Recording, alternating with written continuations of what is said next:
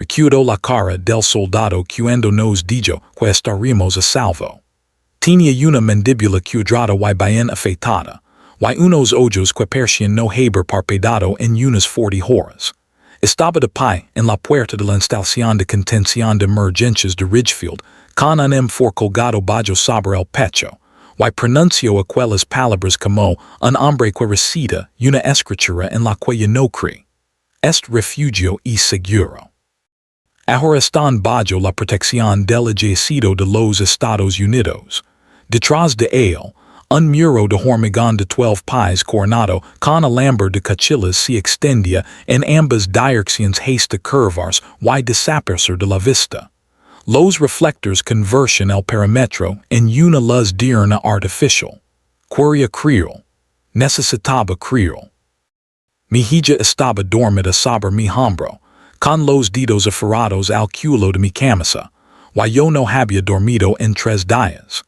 Así que crucé aquella puerta y me permití exhalar por primera vez desde que Baltimore se quedó a oscuras. Mi nombre es Owen Strait. Tengo 36 años.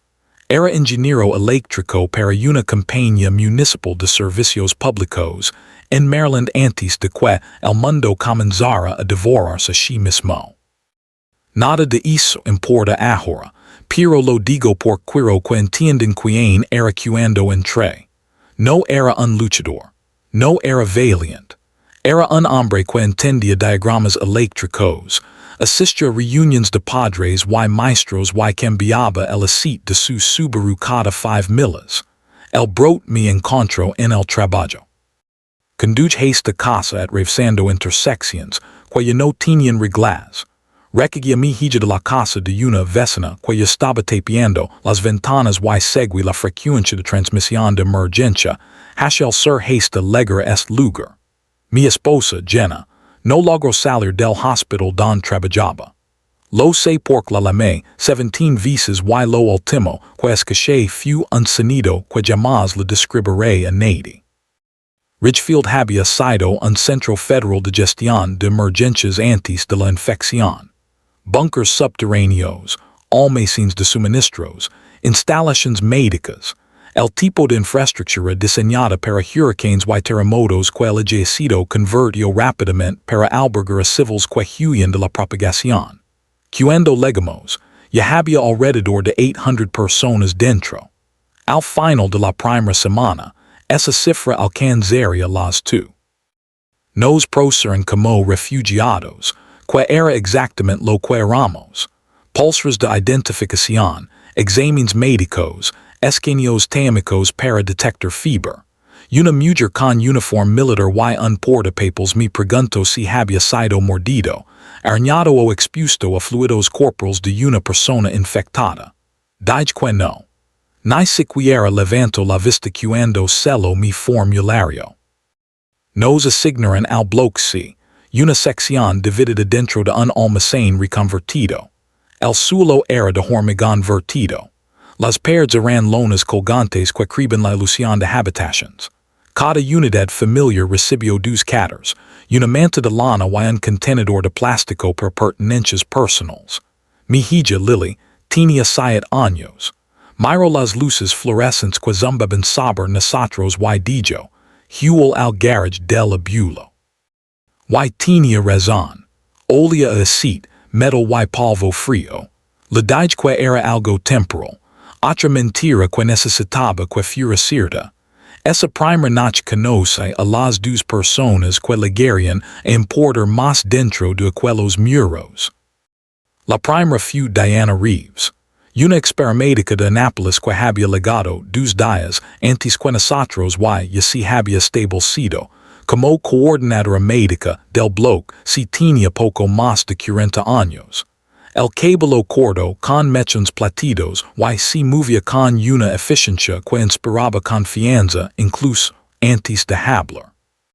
Revisó los signos vitales de Lily, le dio una caja de jugo de una reserva personal y me dijo, "Los catters son terribles, pero la esquina shorst es la más cálida. My events ali se puden." El segundo fue Marcus Torrey, un entrenador de fútbol americano de secundaria que había llegado con un autobús lino, de adolescence a quins había rescatado de un gimnasio escolar en las afueras de Wilmington. Era enorme, media 193 metros, pesaba 118 kilos y tenía una voz como un órgano de catedral. Mi estrecho la mano con tanta fuerza que me dolió la muñeca y dijo, bienvenido al lugar más seguro que queda en la tierra. Lo dijo con una sonrisa que me hizo creerlo. Y aquella sonrisa me perseguiría después, porque Marcus sería uno de los primeros en darse cuenta de que este lugar era cualquier cosa menos seguro. Y para entonces, la sonrisa habría desaparecido para siempre. El ejército administraba Ridgefield como una máquina. Y durante las primeras 72 horas, la máquina funcionó. El coronel James Hargrove era el oficial al mando, un hombre de logística de carrera de casi 60 años que tenía la postura de una bandera y el temperamento de una puerta cerrada. Se dirigió a la población civil exactamente una vez, después sobre un camión de plataforma en el patio central con un megafón que hacía que su voz sonara. Pequeña y distante. Nos dijo que el perímetro estaba reforzado. Nos dijo que los convoys de suministros estaban programados cada 4 días. Nos dijo que la infección no había atravesado ninguna zona de contención militar en el corredor Shorst. Nos dijo que seguiéramos las instrucciones, permaneciéramos en las áreas designadas y confiáramos en el proceso. Luego bajó del camión y desapareció dentro del edificio de mando. Y la mayoría de nosotros nunca volvió a verlo de cerca. Su segundo al mando era con quien tratábamos a diario. La capitana en voz era más joven, de unos 30 y tantos años, y tenía ese tipo de autoridad que proviene de la competencia más que del rango. Caminaba por los bloques todas las mañanas, respondía preguntas sin evasivas y se comportaba con una calma que parecía ganada, no interpretada. A Lily le agradaba. Una vez se agachó y dijo que Lily tocara las insignias de su manga, explicando que significaba cada símbolo con la paciencia de una maestra. La respeté de inmediato, y ese respeto se volvería complicado más adelante de maneras que no podía imaginar. La distribución de alimentos ocurría 2 veces al día, a las 07:00 y a las 18:00, desde el almacén principal. Principalmente raciones militares MRI, complementadas con alimentos enlatados y agua embotelada. Las filas eran largas pero ordenadas. Los soldados permanecían apostados a intervalos regulares, no de forma agresiva, pero presentes.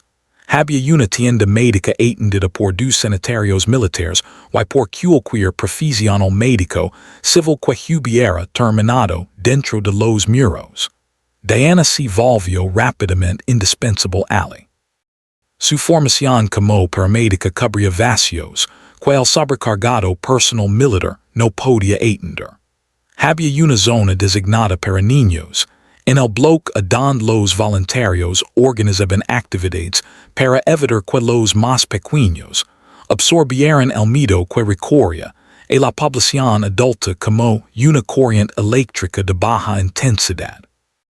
Lily fue al principio con desgana, pero luego con entusiasmo cuando conoció a una niña llamada Sofía que tenía una colección de lápices de colores y una obsesión compartida por dibujar caballos. Durante esos 3 primeros días me permití sentir una emoción peligrosa, esperanza. Los muros eran sólidos, los soldados eran disciplinados, los sistemas funcionaban. Reparé una caja de conexiones defectuosa en el bloque de durante el segundo día, y el trabajo se sintió tan normal que casi olvidé lo que ocurría más allá del perímetro. Casi. Porque por la noche, después de que Lily se quedara dormida con el rostro hundido en la esperanza de lana, podía escucharlos. Distantes, pero inconfundibles. El sonido cruzaba el campo vacío que rodeaba la instalación. Un gemido grave y arrítmico que subía y bajaba como el viento entre edificios rotos. Los infectados estaban a furia. Todavía no en los muros, pero si rodando las como palilas alrededor de una bombilla. Lo bastante cerca para recordar que el hormigón y el alambre de cachilas eran lo único que separaba a niños dormidos de algo que alguna vez había sido humano. Marcus también los escuchaba. Me encontró junto al muro oriental la segunda noche, simplemente escuchando. Permaneció a mi lado en silencio durante mucho tiempo. Luego dijo, ¿cuántos crees que hay fuera? Le respondí que no lo sabía. Asintió lentamente. Hoy conté a los soldados que patrullaban, vigilaban los puestos y trabajaban en la puerta. Hizo una pausa. 140, quizá 150. Le pregunté por qué importaba eso. Me miró con una expresión que nunca antes había visto en su rostro. Algo oculto detrás de la calidez. Algo calculador. Porque somos todos nosotros y apenas 150 de ellos. Y esos muros no fueron construidos para lo que se acerca, le de que el coronel había dicho que el perímetro estaba reforzado. Marcus exhaló por la nariz. No fue una risa, sino el fantasma de una. Owen, entrené fútbol americano durante 16 años. Sé como suena un hombre cuando está ejecutando una estrategia en la que no cree. Me dio una palmada en el hombro y regreso caminando hacia el bloque B y yo me quedé allí, bajo la luz artificial de los reflectores, escuchando el coro de los muertos más allá del alambre y sintiendo como la esperanza comenzaba a transformarse en algo más afilado. La primera grieta apareció el día 4, y no vino de fuera de los muros. Vino de un hombre llamado Gerald Pewitt, un antiguo agitador de seguros de Delaware que había llegado con un grupo de 11 personas procedentes de una evacuación de una iglesia. Gerald rondaba los 60 años. Tenía una voz áspera como papel de liga y se autoproclamó autoridad moral del bloque a pocas horas después de llegar. Comenzó organizando reuniones nocturnas, círculos de oración, los llamaba él, que rápidamente se transformaron en otra cosa, sesiones de quejas, foros de agravios y amplificadores de conspiraciones. Para el cuarto día, Gerald le decía a cualquiera que quisiera escuchar. Ahora lo que el ejército estaba rellenando la comida de forma injusta, que los controles técnicos eran una forma de vigilancia y que el coronel Hargrove se preparaba para abandonar la población civil si la situación empeoraba. Al principio lo descarté. La mayoría de la gente también. Pero Diana me apartó después de su turno médico y me dijo, no ignores a ese hombre. El miedo también es una infección. Y él es un portador. Tenía razón. La retórica de Gerald estaba encontrando terreno fértil en una población traumatizada, desplazada y desesperada por encontrar a alguien que pusiera nombre al temor en forma que flotaba sobre la instalación como una humedad constante. Sus afirmaciones tampoco eran completamente infundadas. El convoy de suministros programado para el día 4 no llegó. La capitana Voss anunció el retraso con calma, lo atribuyó a complicaciones en la ruta y nos aseguró que la siguiente entrega estaba confirmada. Pero la ausencia era palpable. La gente contaba los paquetes de rations MRI que le quedaban. Las madres con bebés observaban la distribución de agua con una ansiedad renovada. Gerald se puso en la fila de la cena esa misma tarde y dijo en voz lo bastante alta para que lo escucharan 30 personas. Complicaciones en la ruta. Si lamen ellos aquellas carreteras ya no existen. Terminé ocupando un papel inesperado. Mi trabajo reparando el sistema eléctrico el segundo día había sido notado. Y la mañana del quinto día la capitana Voss se acercó a mí con una petición. Varias de las matrices de sensores del perímetro estaban fallando. Eran equipos heredados de la configuración original de FEMA de la instalación, y el ejército dependía de ellos para la detección temprana de amenazas. Sensores de movimiento, activadores infrarrojos, relays de alarma. Mi pregunto si tiene la formación técnica necesaria para evaluarlos y repararlos. La tenía.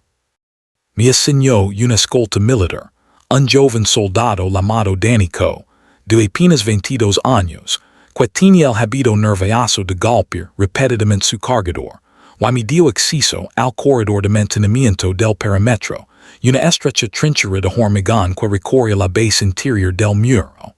Trabajar en aquel corredor cambió todo lo que entendía sobre nuestra situación. La matriz de sensors estaba peor que averiada. Era obsoleta. La mitad de los detectores de movimiento eran unidades analógicas de principios de los años 2000 calibradas para objetos del tamaño de vehículos, no para amenazas con forma humana moviéndose a velocidades impredecibles. La red infrarroja tenía huecos lo bastante amplios como para hacer pasar un camión. Los relays de alarma estaban conectados en su red, lo que significaba que un único punto de follow podía silenciar una sección completa. Le dije al soldado que quello era insuficiente. Me miró con unos ojos que conocían la respuesta y dije, Señor, yo si lo dije mi sargento si lo dijo a la capitana si lo dijo al coronel. Y acquiescemos. Golpeó su cargador 3 veces. Simplemente arregló lo que pude. Arreglé lo que pude.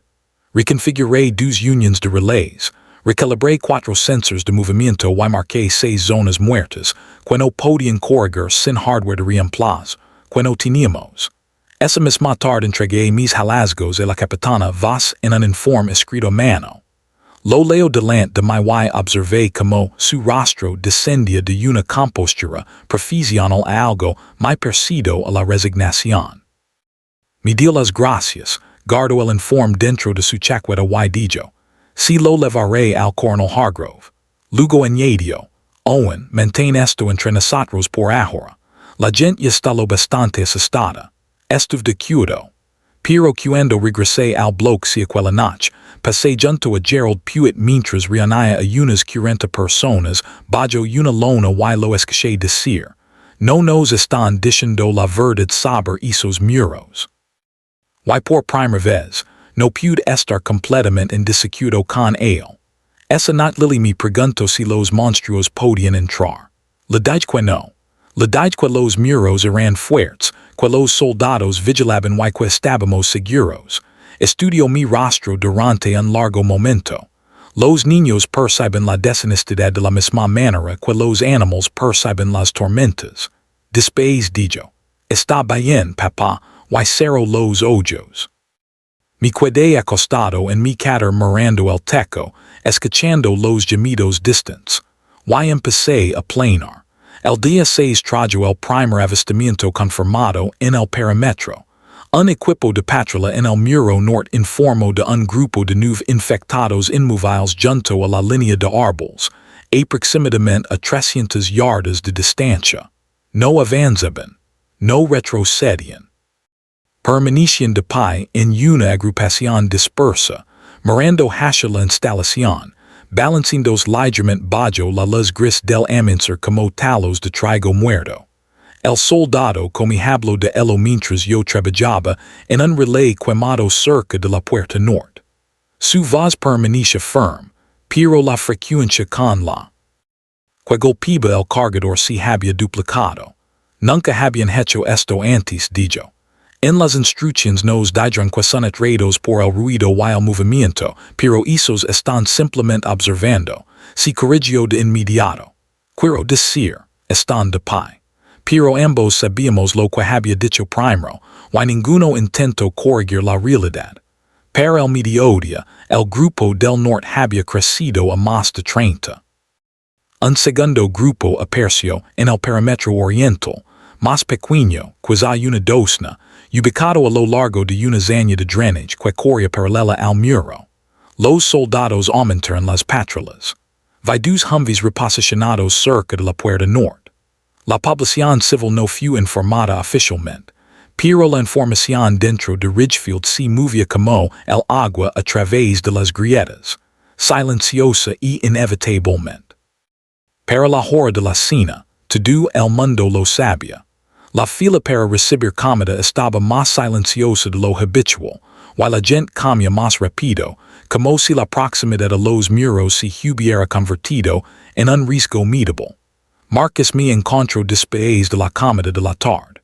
Su enorme figura apenas cabía en el estrecho espacio entre mi cáter y la pared de lona. Había estado hablando con algunos de los adolescentes que había traído consigo, chicos de 17 años que se habían hecho amigos de soldados jóvenes, y estaban recogiendo fragmentos de conversaciones operativas. Lo lamen comportamiento de congregación, dijo en voz baja. Lily dormía a menos de un metro de distancia. Los infectados se están agrupando, y no solo aquí. El tráfico de radio dice que también está ocurriendo en otros refugios. Le pregunté qué significaba eso. Sacudió la cabeza. Nadie lo sabe. Y eso es precisamente lo que me preocupa. Diana tenía sus propias fuentes de información. La tienda médica era un cruce de caminos para los rumores y las noticias.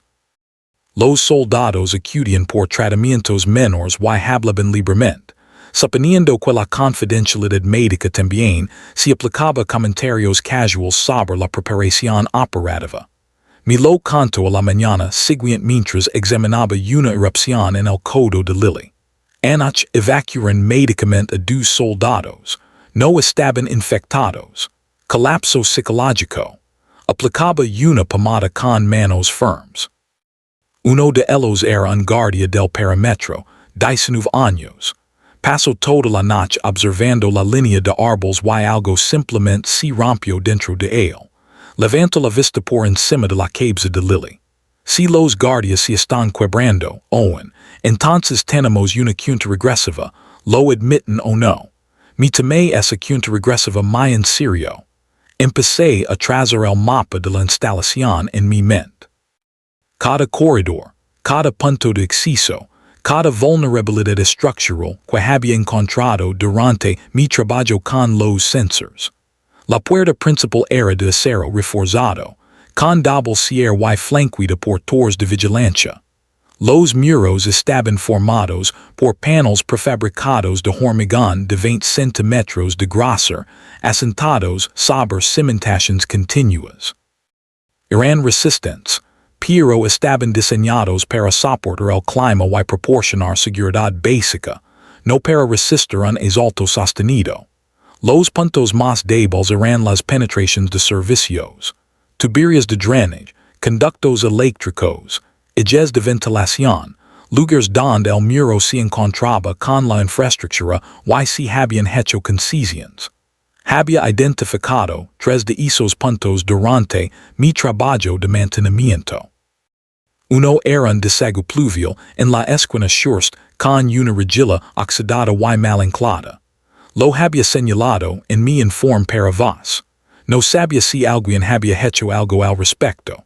Aquella noche, Gerald Pewitt dio un paso más. Encabezó un grupo de 60 civiles hacia el edificio de mando y exigió una reunión con el coronel Hargrove. Los soldados bloquearon la entrada, educados pero inamovibles. Gerald gritó sobre transparencia, derechos y el contrato social. La capitana Voss apareció y pasó 40 minutos respondiendo inquietudes con ese tipo de diplomacia medida que solo funciona cuando la situación subyacente todavía la respalda. Confirmó la presencia de infectados en el perímetro, pero enfatizó que no se había producido ningún intento de brecha. Anunció que el convoy de suministros retrasado había sido redirigido y que se esperaba su llegada dentro de las siguientes 36 horas. Aseguró a la multitud que existen planes de contingencia para todos los escenarios posibles. Gerald escuchó con los brazos cruzados y luego dijo en voz alta, los planes de contingencia significan que esperan que esto fracase. Vos no se mute. Pero Roman 6 algo cambiar en su expresión, la primera fractura visible en su armadura profesional, y comprendí que Gerald, pisa toda su fanfarnería, acababa de expresar lo que toda persona pensante dentro de aquella instalación ya temia. El convoy nunca ligó. Pasó el día 7. Pasó el día 8.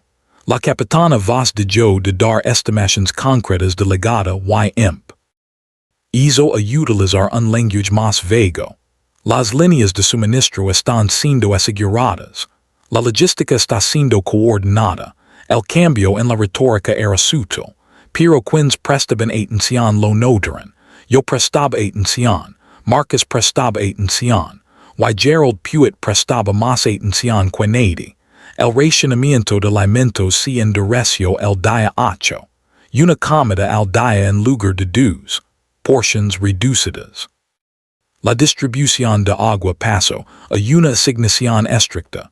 Un litro por persona al día, con acceso adicional únicamente para casos médicos. El anuncio fue realizado por un teniente que no había visto antes. Un hombre delgado con un portapapeles que leía un comunicado preparado y se negó a responder preguntas.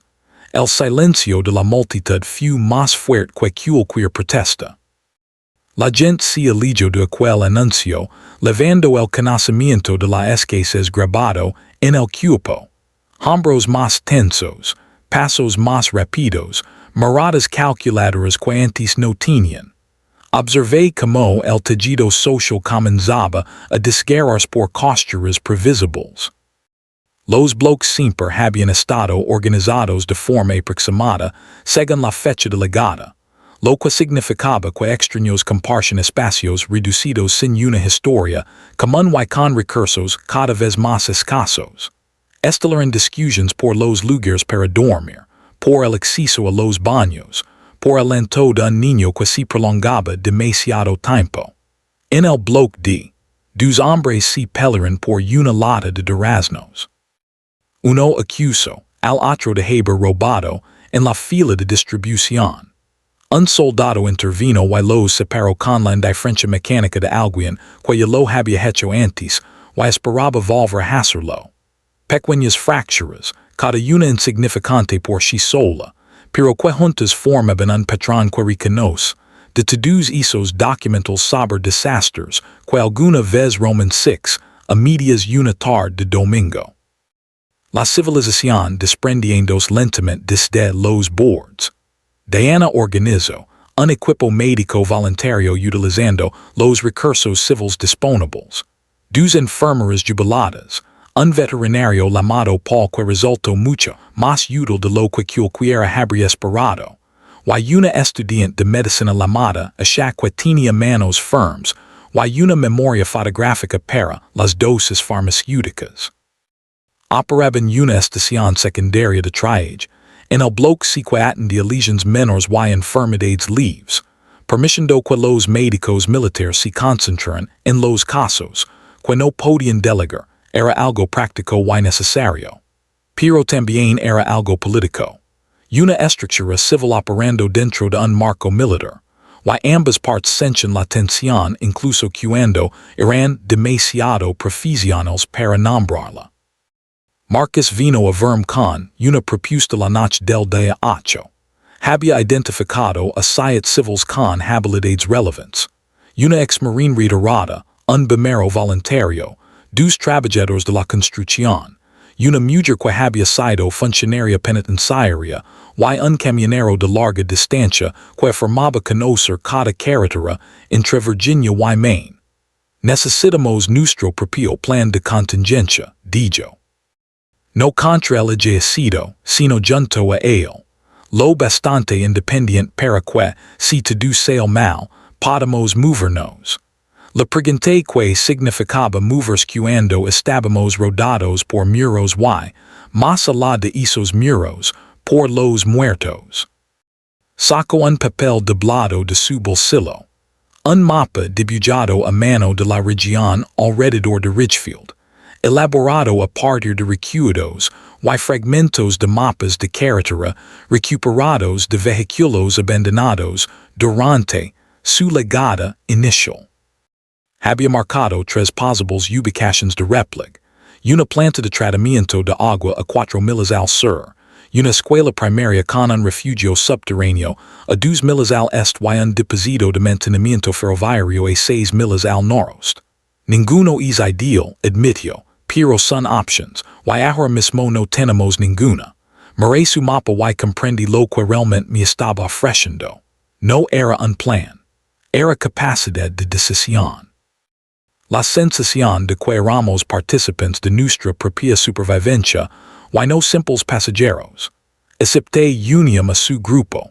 Nos reunimos la noche siguiente en la parte trasera del bloque B, detrás de una pila de palés de suministros, y hablamos en susurros. La ex-marine se llamaba Constance y tenía 61 años y una cama que hasha que Marcus perciera nervioso. La funcionaria penitenciaria era Rey Delgado, de complexión compacta y mirada vigilante. El primero era un joven llamado Tommy Brass que no podía dejar de cruzar los nudillos. Cada uno de ellos había llegado a la misma conclusión por su cuenta. Pude que los muros resistieran, pero la confianza en el sistema que los sostenía ya había desaparecido. No nos pusimos ningún nombre.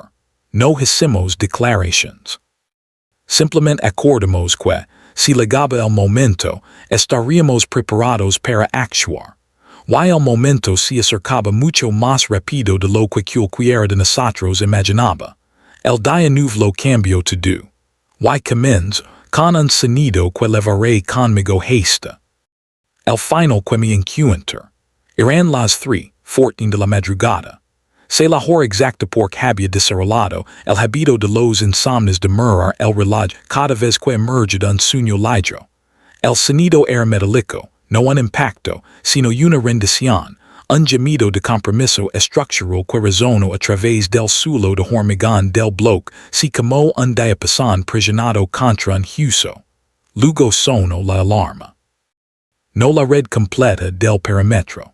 Yo había estudiado su cobertura, y aquella activación estaba localizada en el cuadrante sureste, exactamente la sección que había señalado.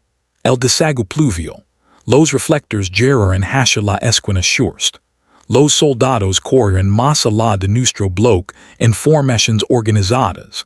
El estruendo disciplinado de sus botas contrastaba con el caos de los civiles despertando atirados. Lily me agarró el brazo con ambas manos y no emitió ni un sonido. Había aprendido algo desde Baltimore. Ese silencio era una respuesta de supervivencia. La abracé y la dije que se quedara con Diana, quien ya estaba de pie, y moviéndose hacia los suministros médicos, y convirtiéndose en la versión de sí misma que las emergencias exigen. Corre hacia el muro sureste. No debería haberlo hecho. Era un civil sin arma y sin entrenamiento táctico, pero había trabajado dentro de aquel corredor de mantenimiento. Conocía la distribución. Sabía dónde estaba la rejilla y cómo la tubería de drenaje se conectaba con la infraestructura interior. Si necesitaban a alguien que entendiera el sistema eléctrico, podía ser útil. Al menos eso me dije. La verdad era más simple y más primitiva. Necesitaba verlo. Necesitaba saber si aquello de lo que había advertido se había convertido en aquello que temía. El soldado que me interceptó a unos 50 metros del muro.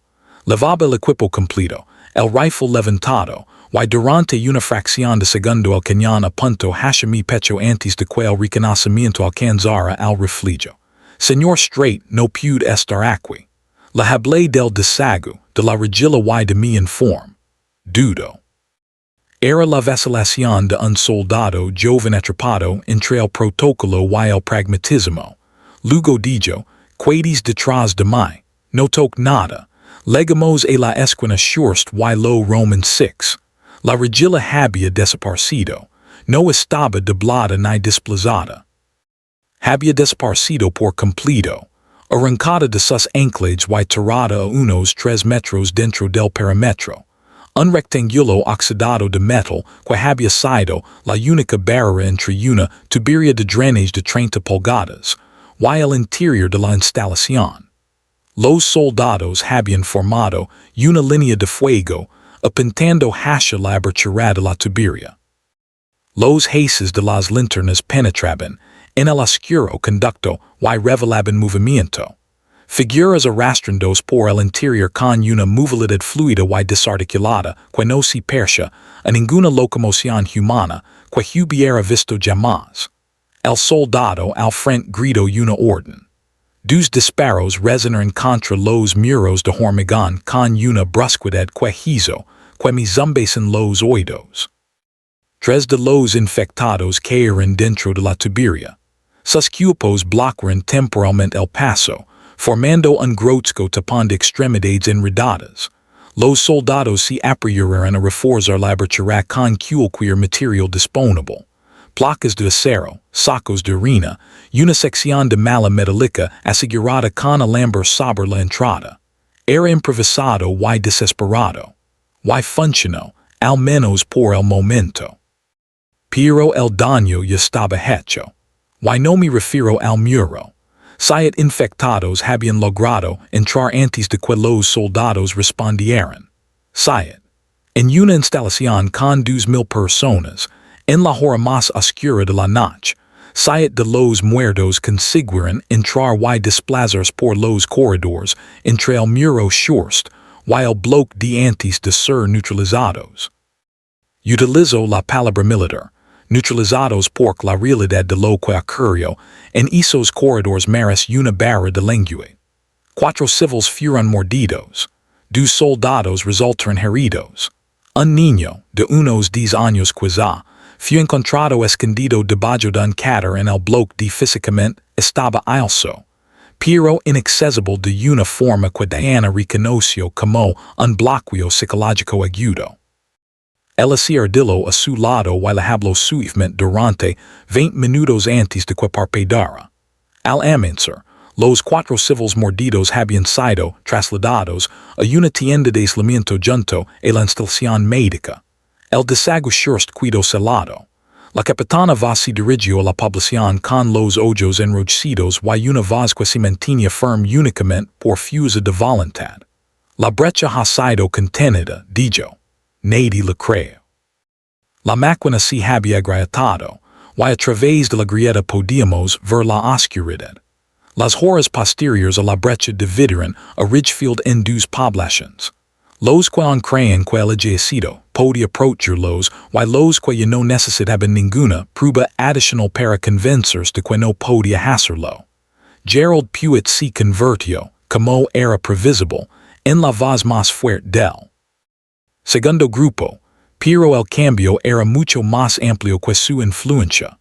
Lo veía en la forma en que la gente se acercaba al centro de la instalación, alejendos de unos muros que antes consideraban protección y que ahora percibían como proximidad al peligro. Las familias arrastraban sus cáteres lejos de los bloques cercanos al perímetro. El área infantil del bloque, aquedo prácticamente vacía porque los padres ya no permiten que sus hijos se alejaran del alcance de sus brazos. La geografía social de la instalación se había invertido de la noche a la mañana. Los muros ya no eran un refugio. Eran la frontera entre nosotros y la creciente congregación que se acumulaba afuera. Y ahora todos sabían que aquella frontera tenía un agujero. El coronel Hargrove hizo su segunda aparición pública esa misma mañana. Se subió al mismo camión de plataforma, con el mismo megafono, y pronunció una declaración que era técnicamente precisa y emocionalmente devastadora. Confirmó la brecha. Confirmó las víctimas. Anunció que, con efecto inmediato, todo el personal no militar quedaba restringido a los bloques interiores. Sin acceso a los corredores del perímetro, sin acceso al edificio de mando, sin acceso al parque de vehículos. Los infractores serían detenidos. No aceptó preguntas. No ofreció consuelo. Habló como un hombre leyendo un informe de daños ante un comité y luego bajó del camión y desapareció detrás de un muro de soldados que cerraron filas con precisión profesional. La orden de restricción nos afectó de inmediato. Mi acceso a la red de sensors fue revocado. La red informal de información de Marcus, construida a través de soldados rasos, cuido cortada. Rey Delgado, que había estado cultivando una buena relación con un sargento de suministros, descubrió que aquella relación se había congelado de repente. Volvíamos a ser civils, no socios en la supervivencia, sino dependientes que debían ser administrados. El mensaje era claro. El ejército había decidido que el control era más importante que la colaboración y estaba trazando las líneas en consecuencia. Diana era la excepción. Su función médica le permitía seguir accediendo al área de tratamiento y, a través de ella, obtener fragmentos de información que al resto de nosotros ya nos estaban negados. Se convirtió en nuestra línea de vida, transmitiendo observaciones durante las rondas médicas con la precisión casual de una espía atrapada en una película en la que jamás quiso participar. La tarde del día 9 dijo que los 4 civiles mordidos estaban mostrando síntomas acelerados. Los médicos militares lo están documentando, pero no lo comparten con nosotros. Vaya uno de los pacientes a través de una abertura de la tienda. Owen, la progresión es rápida. Horas no días. Hizo una pausa mientras ajustaba el vendage de la muñeca torcida de una mujer, sus manos nunca dejaban de moverse. Pronto tendrán que tomar decisiones sobre esas personas. Y no creo que esas decisiones vayan a ser médicas. Tenía razón. A las 16:00 horas, una unidad reforzada de guardias rodeó la tienda de aislamiento. A las 17:00, la capitana Voss entró sola. A las 17:30 se escucharon 4 disparos, ejecutados de manera controlada, cada uno separado por aproximadamente 10 segundos. El sonido atravesó toda la instalación con una claridad que silenció cada conversación, cada discusión, cada círculo de oración y cada juego infantil. 4 disparos. 4 personas que habían estado vivas aquella misma mañana. El silencio que siguió fue lo más ruidoso que había escuchado jamás dentro de aquellos muros. No hubo anuncio. No hubo explicación. Los cuerpos fueron retirados bajo lonas y transportados en un Humvee hacia una zona más allá del muro oriental que ninguno de nosotros podía ver. La capitana Voss salió de la tienda y camino directamente hacia el edificio de mando sin mirar a nadie a los ojos.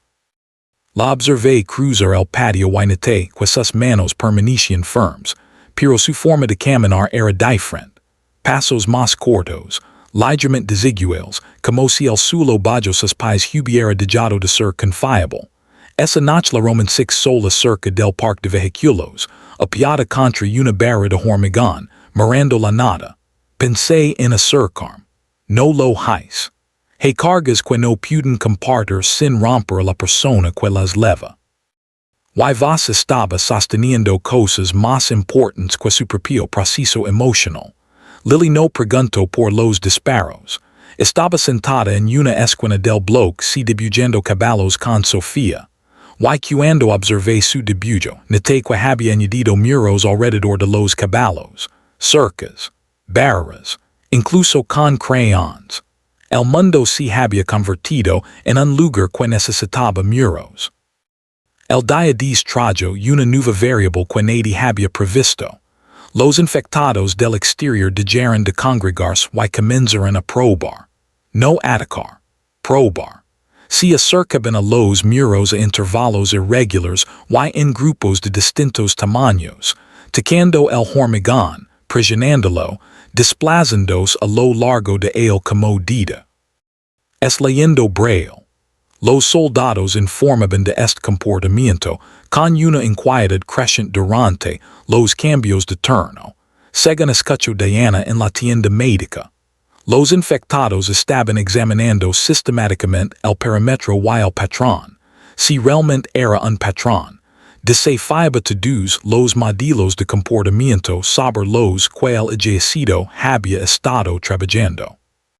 Marcus reunió a nuestro grupo para una reunión de emergencia en el armario de mantenimiento, situado detrás de los baños del bloque B. El olor era terrible, Pero la privacidad valía más que la comodidad. Constance y había estado observando las rotaciones de los guardias desde un punto cercano a la distribución de alimentos, y había trazado el horario de patrullas con precisión de minutos. Tommy Brass había identificado una sección del muro occidental donde todavía permanecían estacionados vehículos de construcción de la edificación original de la instalación, incluido un camión de plataforma cuyas llaves, según había oído de un soldado, se guardaban en la oficina del parque de vehículos.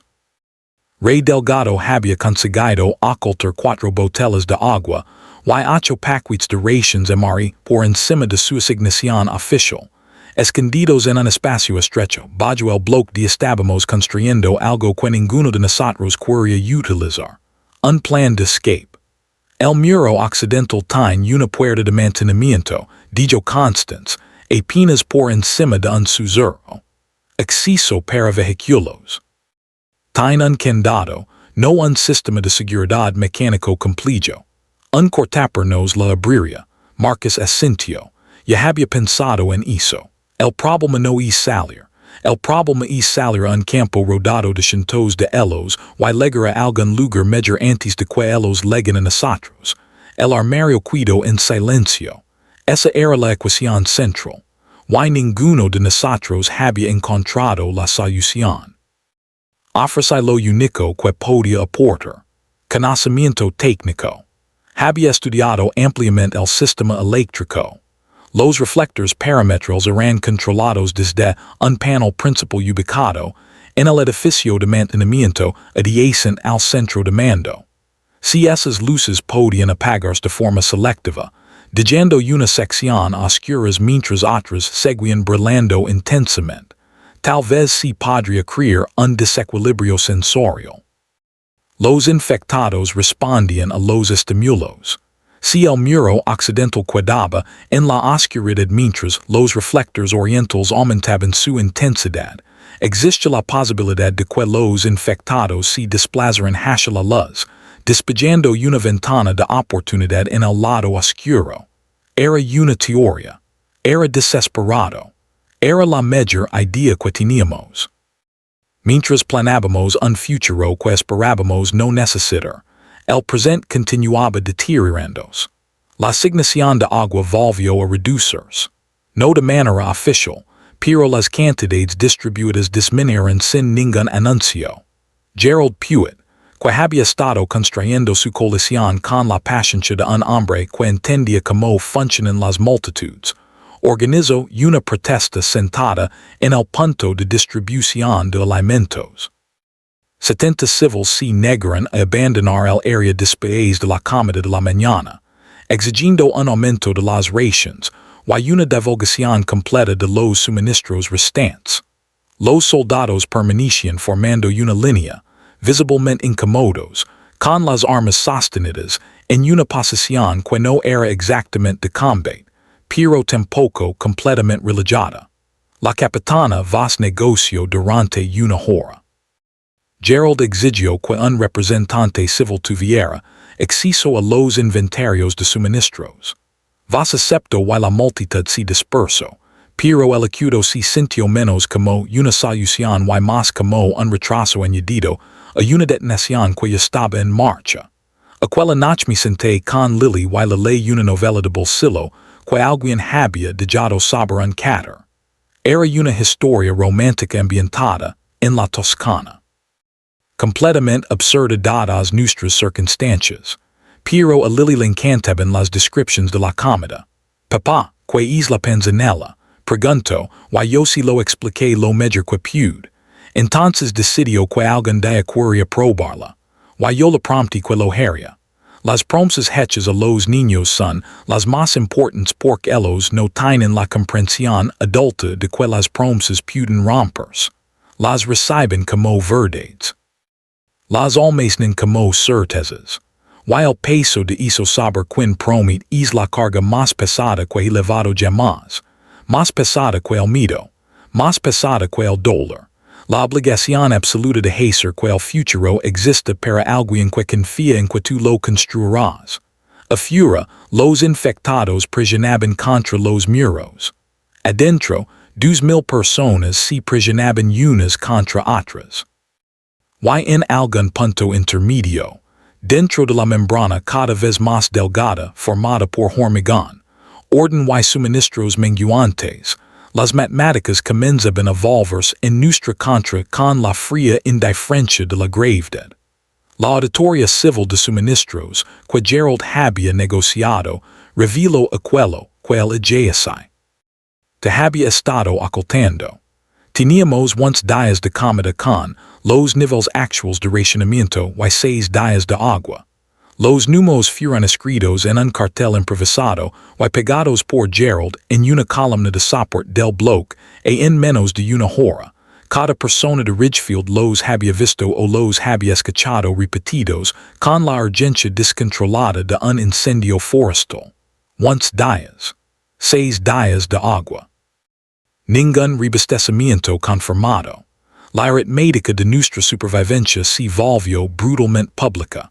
El coronel Hargrove respondió ordenando retirar el cartel y detener a Gerald. 2 soldados lo escoltaron hasta el edificio de mando.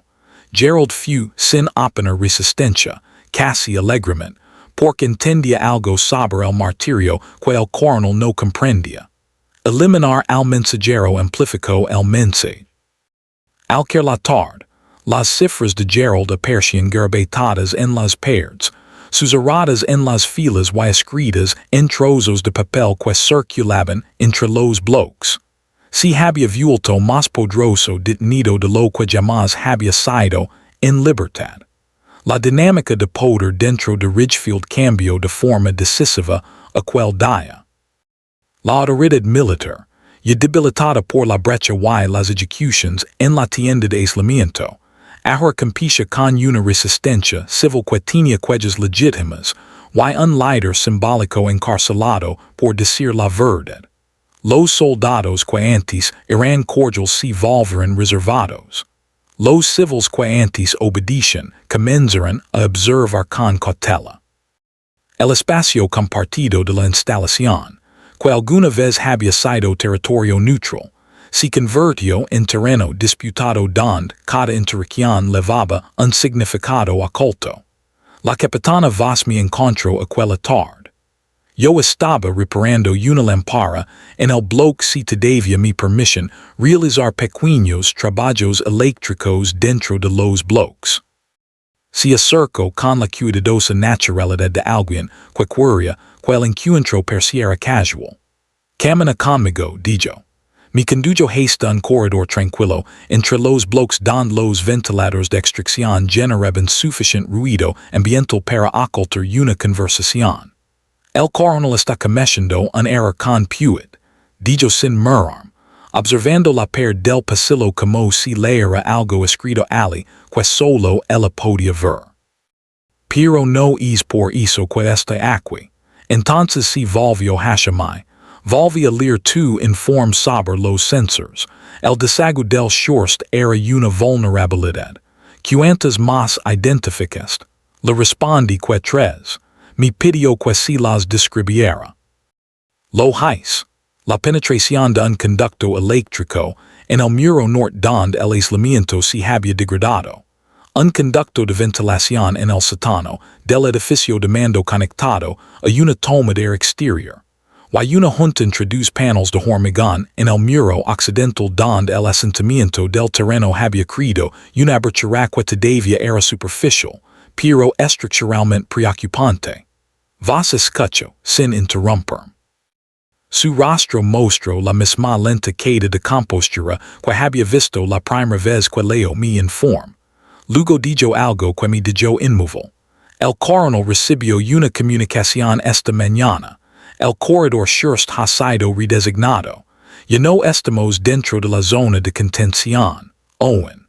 Estamos en la zona de amortiguamiento.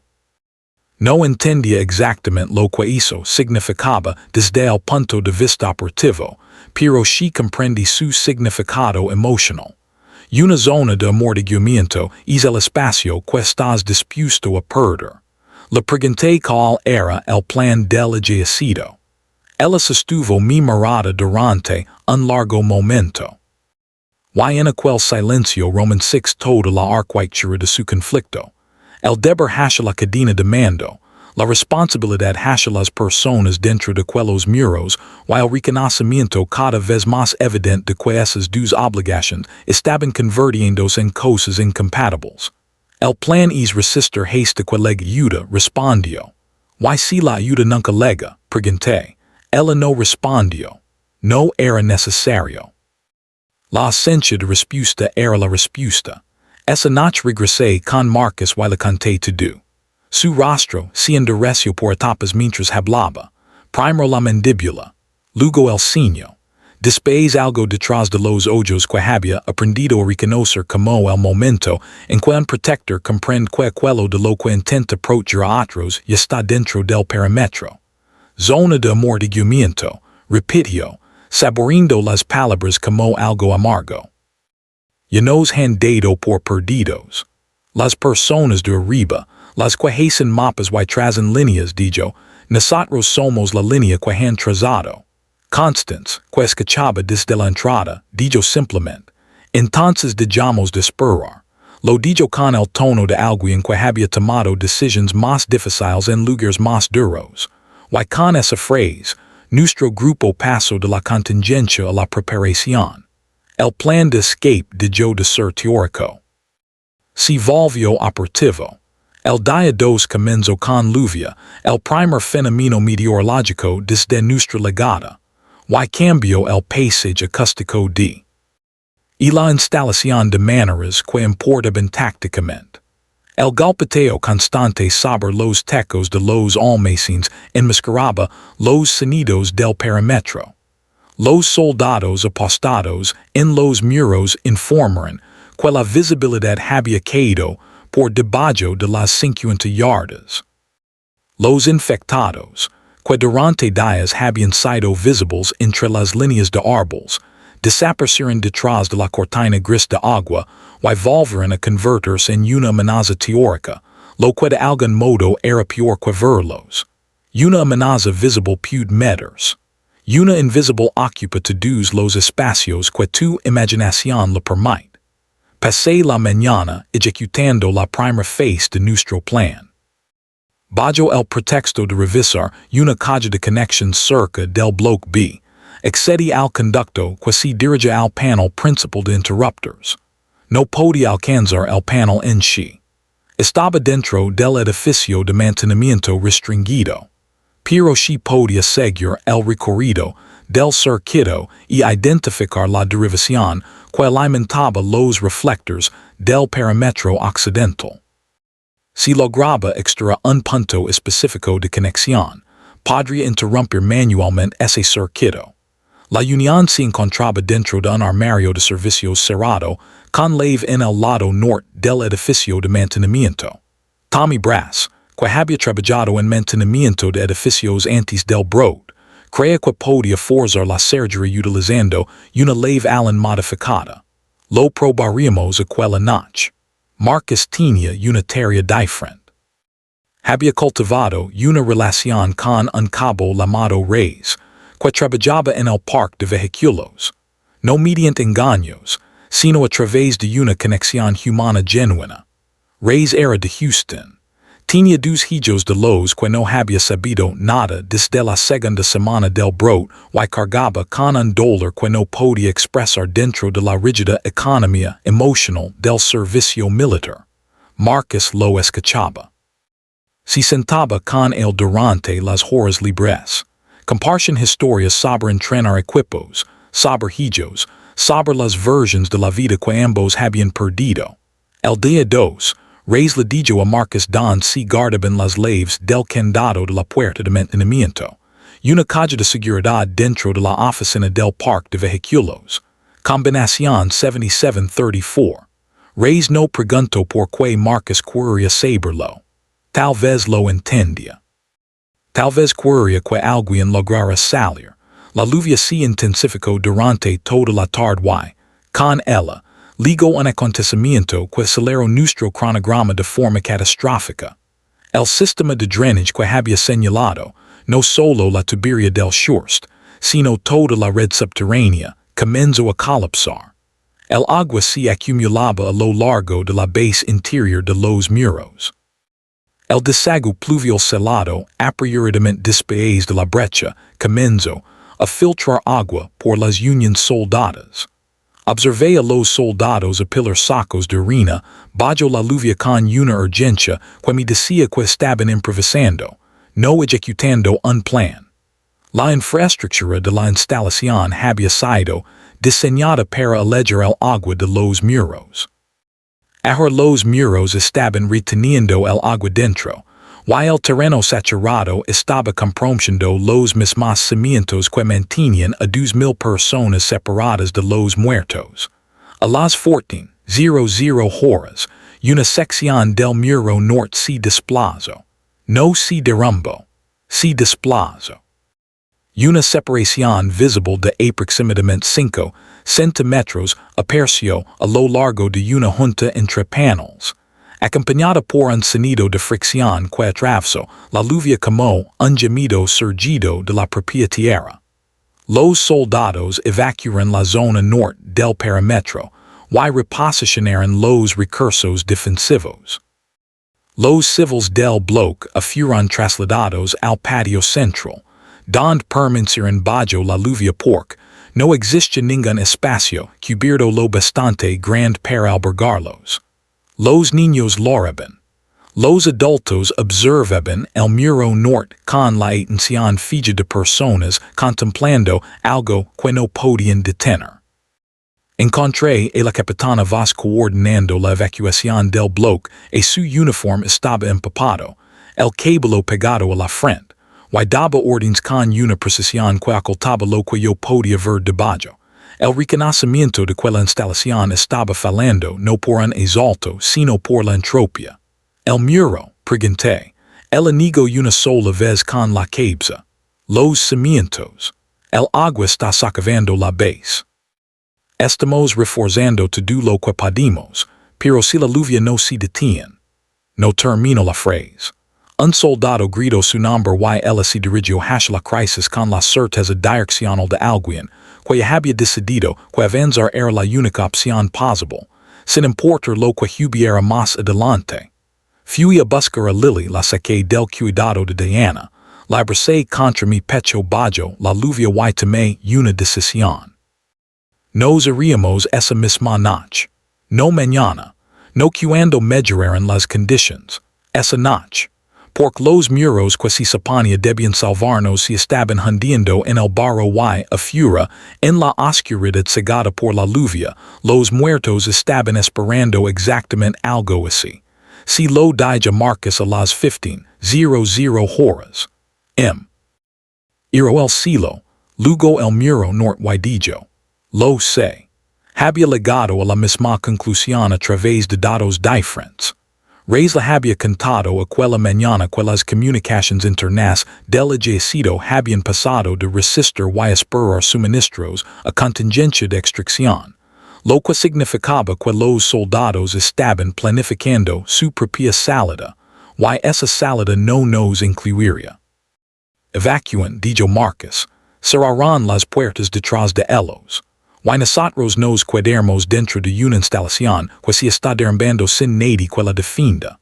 El cálculo era absoluto. Nos movíamos esa noche o no nos moveríamos nunca.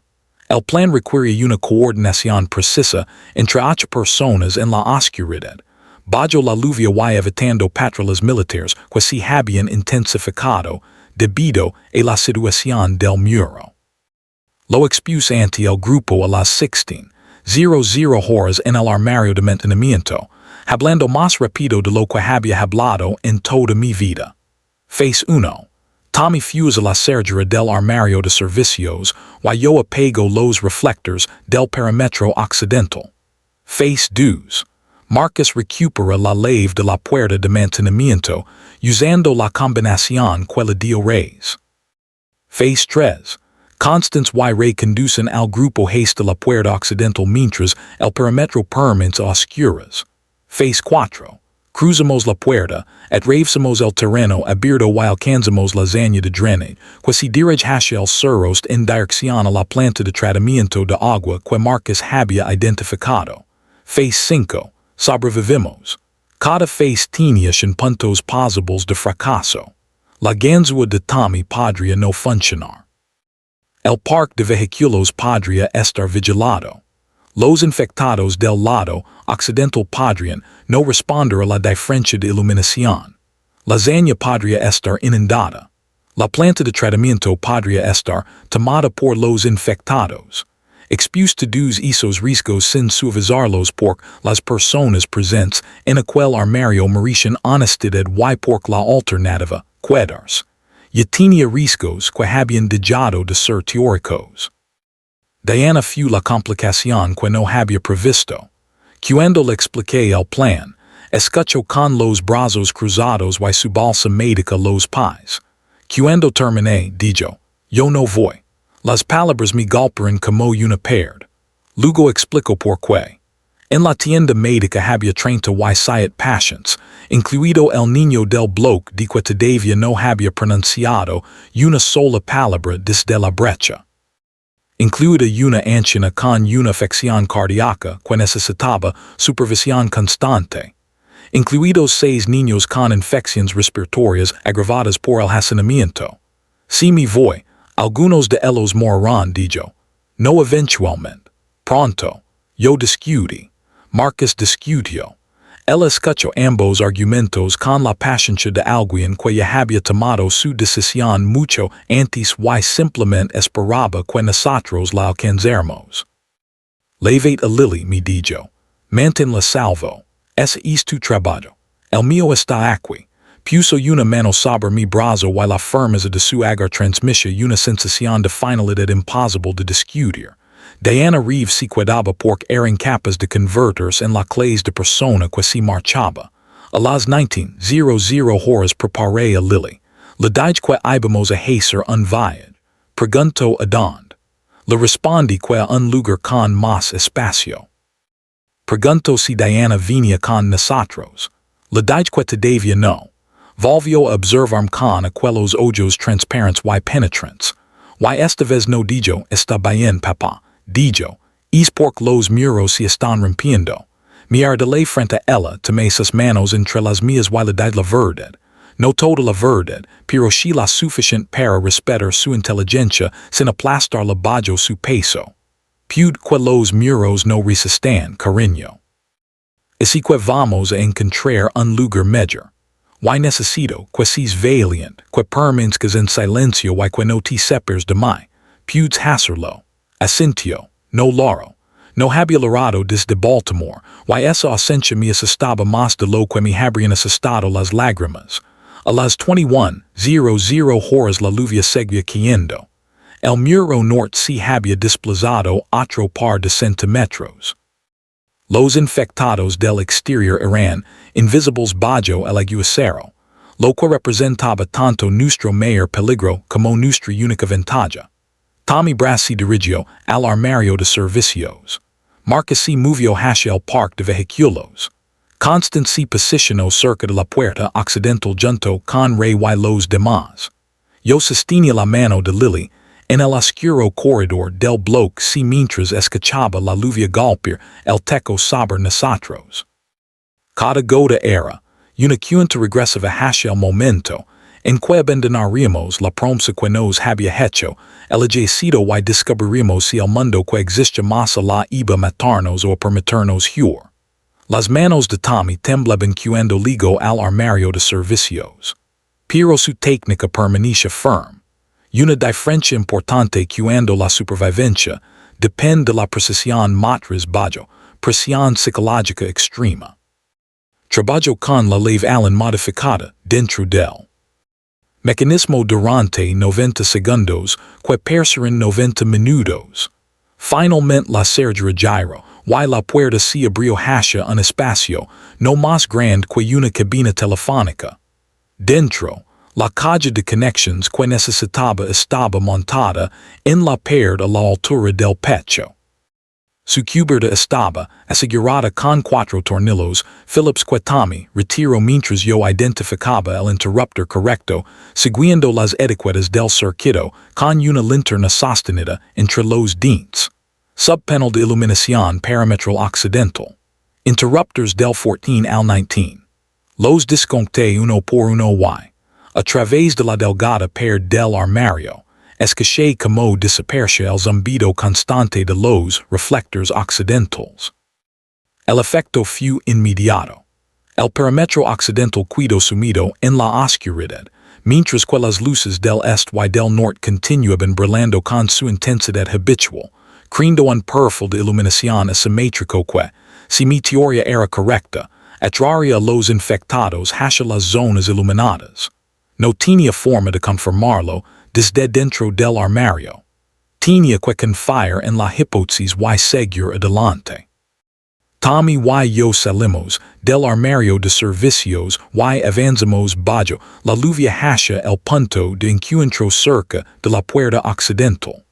La oscuridad en aquel lado de la instalación resultaba desconcertante.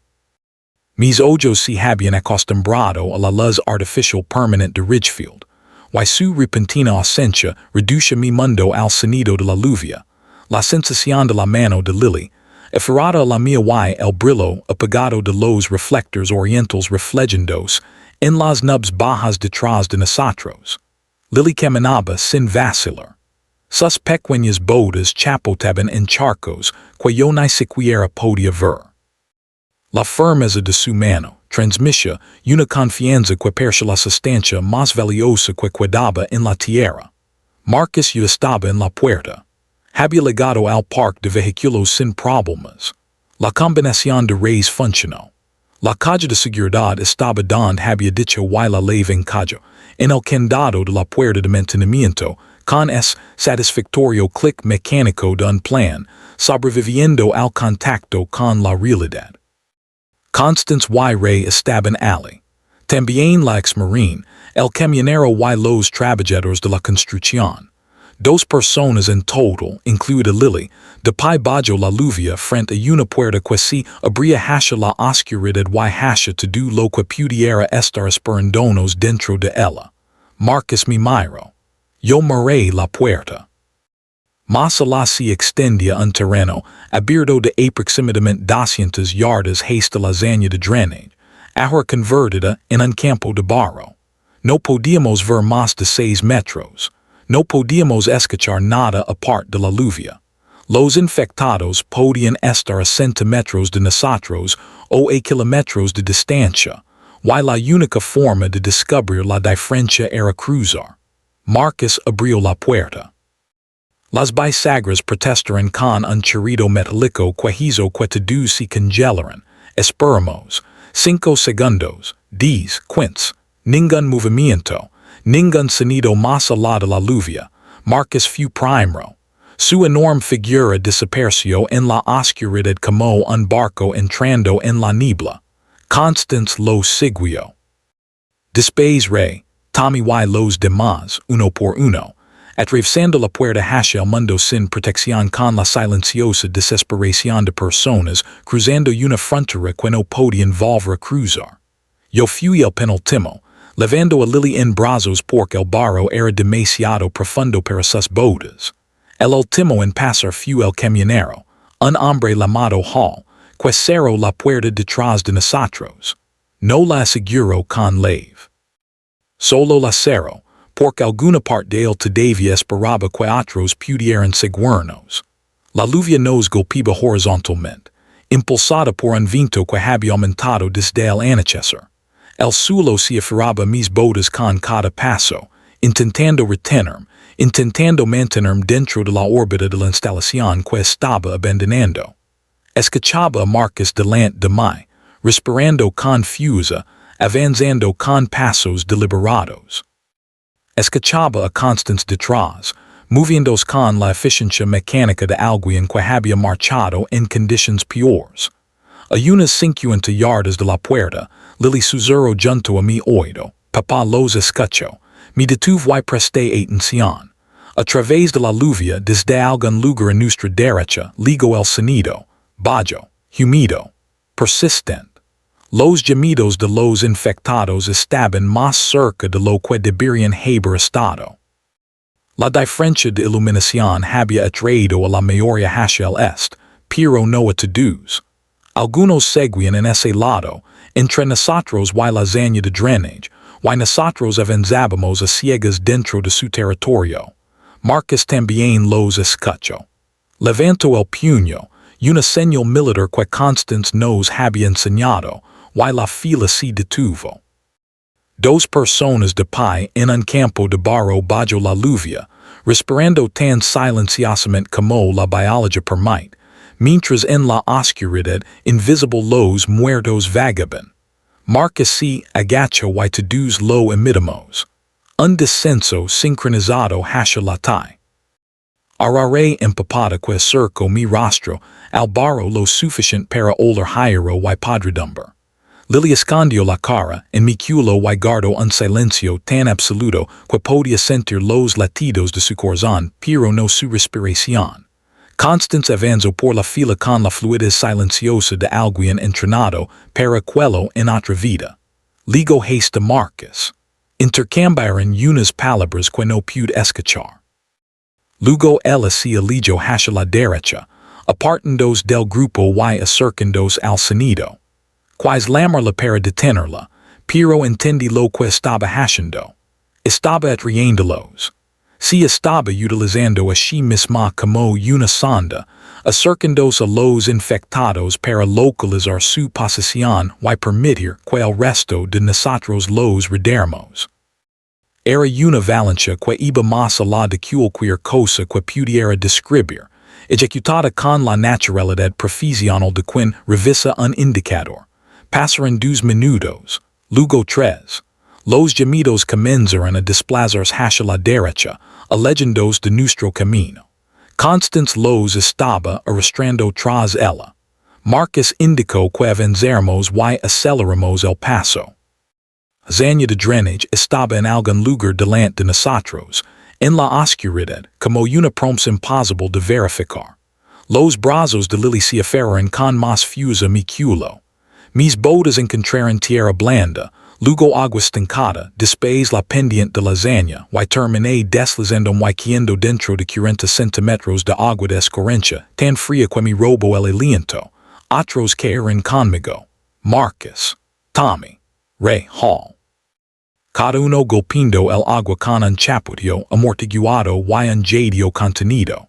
Esperamos a Constance dentro de la zona. Los segundos comenzaron a estirarse hasta adquirir formas incompatibles con el tiempo normal. Conté hasta 60. Perdí la cuenta. Empecé otra vez. La lluvia llenaba la zona sin descanso y el nivel del agua subía hasta mis muslos. Las piernas de Lily estaban sumergidas y temblaba, no por miedo, sino por el frío. La levanté más arriba contra mi pecho, y envolví su cuerpo con mi chaqueta como pude, usando dedos entumecidos. Constance apareció en el borde de la zona como un fantasma materializándose en la neblina gris. Se deslizó junto a Marcus sin decir una palabra. Entonces Roman 6 que tenía la manga izquierda rasgada y el antebrazo ensangrentado. Marcus sujetó su brazo y lo examinó usando una pequeña linterna que había mantenido seca dentro de una bolsa de plástico. Era un corte, no una mordedura.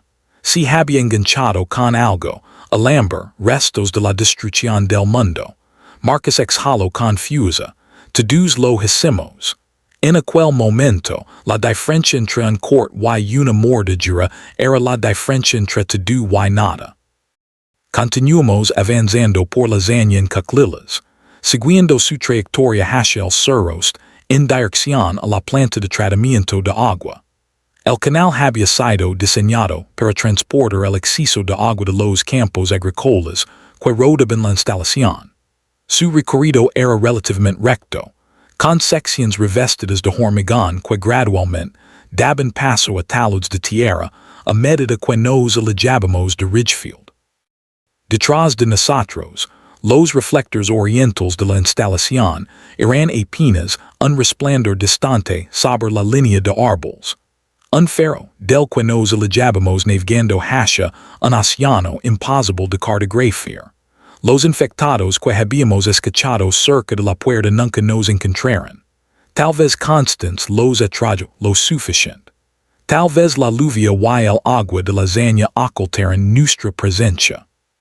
Tal vez aquello que guiaba su casa simplemente no logró localizar a dos personas arrastrandos por el barro en plena oscuridad.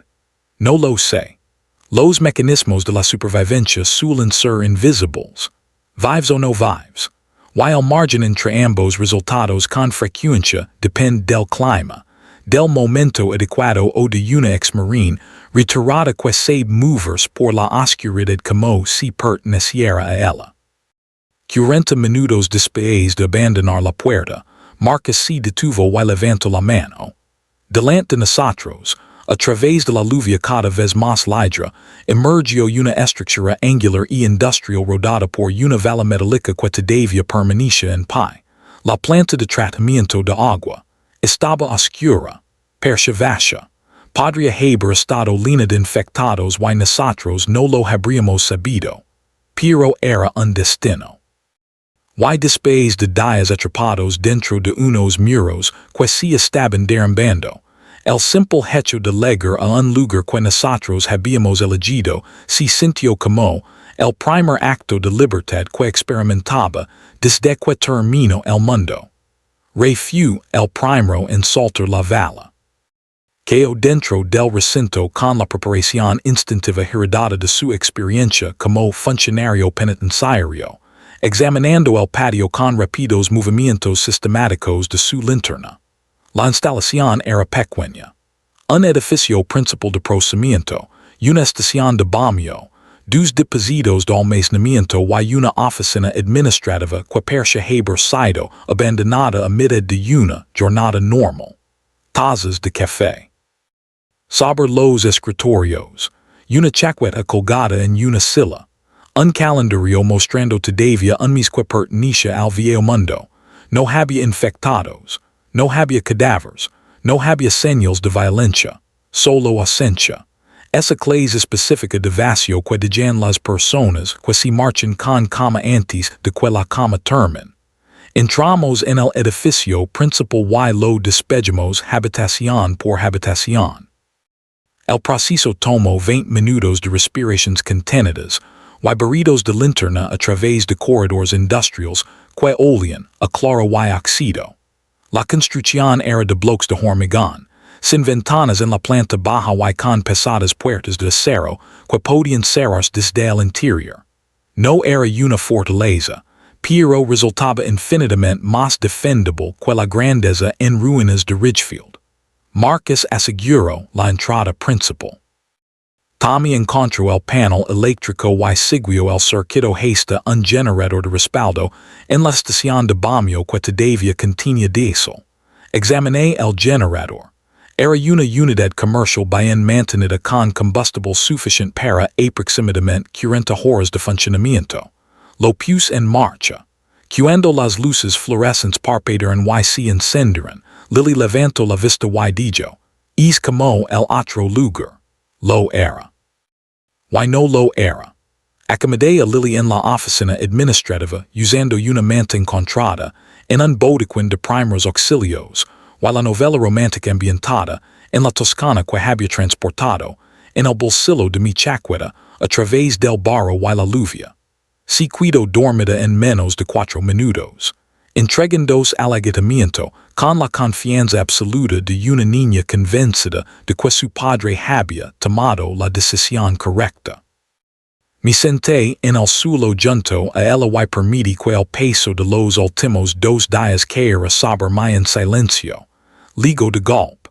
Cada respiración contenida. Cada miedo reprimido. Cada instante de seguridad fingida que había mantenido, viva la creencia de Lily de que estábamos a salvo cuando no lo estábamos. Me temblaban las manos. Me dolía la mandíbula de tanto apretarla. Apoye las palmas sobre el suelo frío y DJ que sus salidas me recordara que éramos reals. Estábamos allí.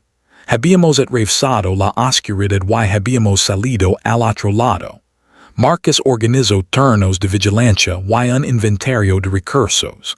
La planta tenía su propio suministro de agua, obviamente, aunque los sistemas de tratamiento estaban fuera de servicio. Los depósitos contenían miles de galones de agua, previamente tratada y apta para el consumo.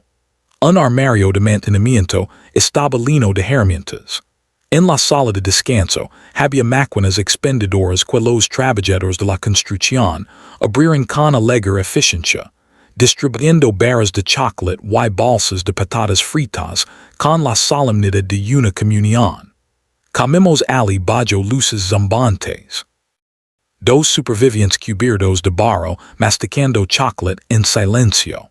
Y durante un breve y inexplicable intervalo, el mundo pareció casi mangeable, pero el silencio también contenía todo lo que habíamos dejado atrás. 2,000 personas dentro de unos muros que se estaban derrumbando. Diana, que se había quedado porque era incapaz de ser alguien que se marchaba. Gerald Pewitt detenido por decir la verdad. El soldado, que golpeando nerviosamente su cargador. La capitana vas cargando con el peso de 4 disparos que la acompañarían toda su vida. El niño del bloque de que no hablaba. Sofía y sus lápices de colors. Habíamos salvado a 2 personas, incluida una niña de 7 años, y habíamos abandonado a todos los demás. Y las matemáticas de ese intercambio jamás quedarían, por muchas veces que intentara resolver la ecuación. Constance me encontró observando un mapa regional del sistema de agua en la sala de control principal. Se colocó a mi lado y siguió con el dedo el recorrido de una tubería hacia el sur. Esto conecta con el sistema municipal de Denton, dijo. 2 miles. Denton tenía una población de 9,000 habitantes.